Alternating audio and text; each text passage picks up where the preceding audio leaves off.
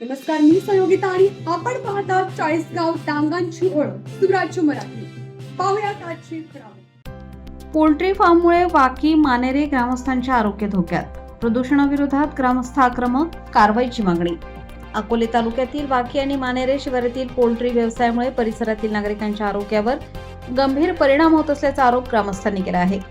प्रदूषण, दुर्गंधी आणि वाढत्या आरोग्य समस्यांमुळे ग्रामस्थांमध्ये संतापाचे वातावरण निर्माण झाले असून प्रशासनाकडे वारंवार तक्रारी करूनही अद्याप कोणतीही ठोस कारवाई झालेली नसल्याची खंत व्यक्त करण्यात येत आहे. मिळालेल्या माहितीनुसार जवळपास 70 ग्रामस्थांनी महाराष्ट्र प्रदूषण नियंत्रण मंडळाचे उपप्रादेशिक अधिकारी, अकोलेचे तहसीलदार राजूर, पोलीस निरीक्षक तसेच गटविकास अधिकारी यांच्याकडे लेखी तक्रारी सादर केल्या आहेत. मात्र यानंतरही परिस्थितीत कोणताही बदल झालेला नसल्याचा आरोप करण्यात आला आहे.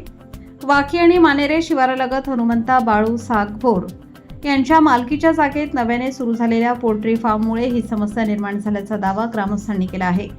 पोल्ट्री व्यवसाय चालवताना प्रदूषण नियंत्रण आणि स्वच्छतेच्या नियमांचे पालन होत नसल्याचा आरोपही करण्यात आला आहे.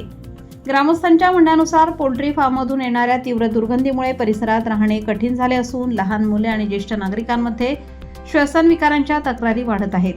तसेच मृत कोंबड्या आणि विष्ठेची योग्य विल्हेवाट लावली जात नसल्याने माशांचे प्रमाण वाढले असून कॉलरा, जुलाब आणि बर्ड फ्लू सारख्या साथीच्या आजारांचा धोका निर्माण झाला आहे.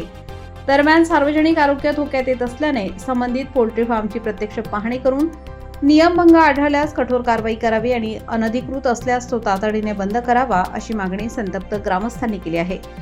या आरोपांबाबत संबंधित प्रशासन किंवा पोल्ट्री फार्म व्यवस्थापनाची अधिकृत भूमिका अद्याप समोर आलेली नाही. त्यामुळे या प्रकरणाची चौकशी होऊन वस्तुस्थिती स्पष्ट होण्याकडे नागरिकांचे लक्ष लागले आहे.